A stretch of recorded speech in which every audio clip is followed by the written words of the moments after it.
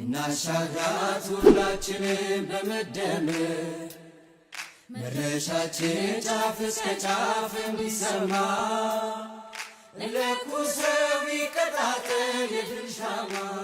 ብልጽግና ፓርቲ በህብረ ብሔራዊ አንድነትና በሀገረ መንግስት ጽናት ላይ ያተኮሩ ስራዎችን ባለፉት ዓመታት በተለያዩ አቅጣጫዎች ተግብሯል። ፓርቲያችን ብልጽግና በህብረት ሆነን እንበለጽጋለን፣ በልጽገንም በህብረት እንኖራለን በሚል መርህ ህብረ ብሔራዊ አንድነትን ለማረጋገጥ ትኩረት ሰጥቶ እየሰራ ያለ ነው። ከዚህ አንጻር ለቀጣዮቹ 5 ዓመታት ኢትዮጵያን የመምራት እድል ብናገኝ የብዝሃ ቋንቋ ፖሊሲን ወደ ተግባር በማስገባት አንድነታችን በጠንካራ መሰረት ላይ እንዲቆም ማድረግ የመጀመሪያው ተግባራችን ነው። ለአገር ገጽታ ታብሮ የሚሰራ በቀን በማታ። ሌላኛው ደግሞ ፓርቲያችን ብልጽግና የፌዴራል ስርዓቱ ዋነኛ ምሰሶ ብዝሃነትን ለማስተናገድ መቻሉ ነው ብሎ ስለሚያምን ለብሔር ብሔረሰቦችና ህዝቦች እውቅና የሰጠ ፌዴራላዊ ስርዓት በመገንባት የብሔሮች መብት የተከበረባት እውነተኛ ህብረ ብሔራዊት ሀገር እንድትኖረን ይሰራል። ለአገር ገጽታ ታብሮ የሚሰራ በቀን በማታ። ህብረ ብሔራዊ የፌዴራል ስርዓት የመገንባት አቋማችን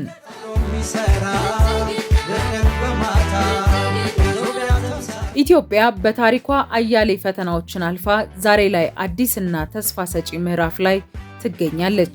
የዚህ ተስፋ ማገር ደግሞ እኛ እንደ ፓርቲ የሙጥኝ ያልነውና ለተግባራዊነቱ የምንተጋለት እውነተኛ ህብረ ብሔራዊ የፌዴራል ስርዓት ነው። ብልጽግና ፓርቲ ፌዴራሊዝምን የሚመለከተው እንደ ስልጣን ክፍፍል መሳሪያ ብቻ ሳይሆን እንደ ሀገረ መንግስት ግንባታ ዋነኛ ምሰሶ ነው። ለሀገራችን ብዝሃነትን ማስተዳደር አማራጭ የሌለው ጉዳይ ነው።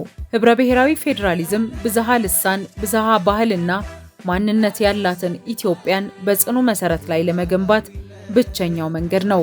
ካለፉት የፖለቲካ ጽንፎች በመውጣት ብልጽግና የቡድን መብትን፣ ቋንቋ፣ ባህል፣ ራስን ማስተዳደርና የግለሰብ መብትን እንደ ዜግነትና የሲቪክ ነጻነት ያሉትን ሳያጋጭ በአንድነት ያስተናግዳል። ለመድረክ ታፍራ ተከብራ እንድትታይ ለምሳሌት ኢትዮጵያ አንዱ ያለ ሌላው ዋስትና እንደሌለው እናምናለን። ፌዴራሊዝማችን ከቂምና ከጥርጣሬ የወጣ በታሪክ ትስስር በጋራ ጥቅምና በጋራ ተስፋ ላይ የተመሰረተ የሁላችንም ቤት እንዲሆን እንሰራለን። ጠንካራ ሀገረ መንግስት የሚገነባው በሰዎች ፍላጎት ሳይሆን በህዝብ የሚታመኑና ገለልተኛ በሆኑ ተቋማት ነው። ስልጣን የሚመነጨው ከህገ መንግስታዊ ስርዓትና ከሰላማዊ ፉክክር ብቻ መሆን አለበት የሚል ጽኑ አቋም አለን። የለውጡ መንግስት ከመጣ ወዲህ በንድፈ ሐሳብ ደረጃ ብቻ የነበረውን ፌዴራሊዝምን ወደ ተግባር ለመቀየር አበይት እርምጃዎችን ወስዷል። ቀደም ሲል አጋር ተብለው ከውሳኔ ሰጭነት ተገፍተው የነበሩ የዳር አካባቢ ህዝቦችን በማቀፍ ሁሉንም ኢትዮጵያዊ እኩል የውሳኔ ባለቤት ያደረገ ብልጽግና ፓርቲን መስርተናል። ይህ በኢትዮጵያ የፖለቲካ ታሪክ የመጀመሪያው ግዙፍ ህብረ ብሔራዊ ውህደት ነው።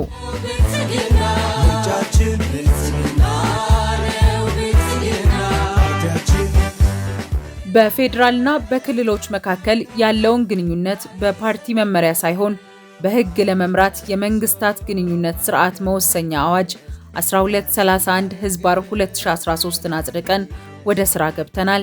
ጣልቃ ገብነትንም አስቀርቷል።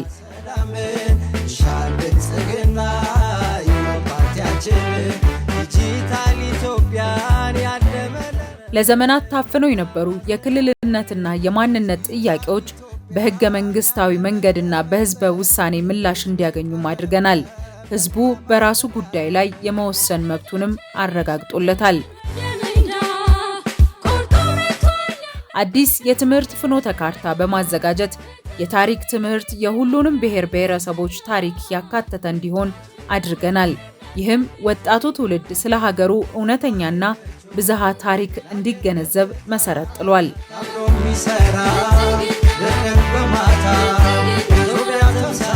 ከተፎካካሪ የፖለቲካ ፓርቲዎች ጋር በጠላትነት ሳይሆን በትብብር መንፈስ የመስራት ባህልን አዳብረናል። እነዚህ ስራዎቻችን በዜጎች ህይወትና በሀገራዊ ህልውናችን ላይ ግልጽ ለውጦችን አምጥተዋል። ከለውጡ በፊት የነበረው የጥርጣሬ ፖለቲካ ተወግዶ በክልሎች መካከል የእህትማማችነትና የወንድማማችነት መንፈስ ሰፍኗል። ክልሎች እርስ በርሳቸው የሚደጋገፉበት የጎንዮሽ ግንኙነትን በስቷል። የዳር አካባቢ ህዝቦችም ዛሬ በፌዴራል መንግስቱ ቁልፍ ቦታዎች ላይ በመገኘት ሀገራቸውን እያገለገሉ ነው። ይህም ብሔራዊ አንድነታችንን አጽንቷል።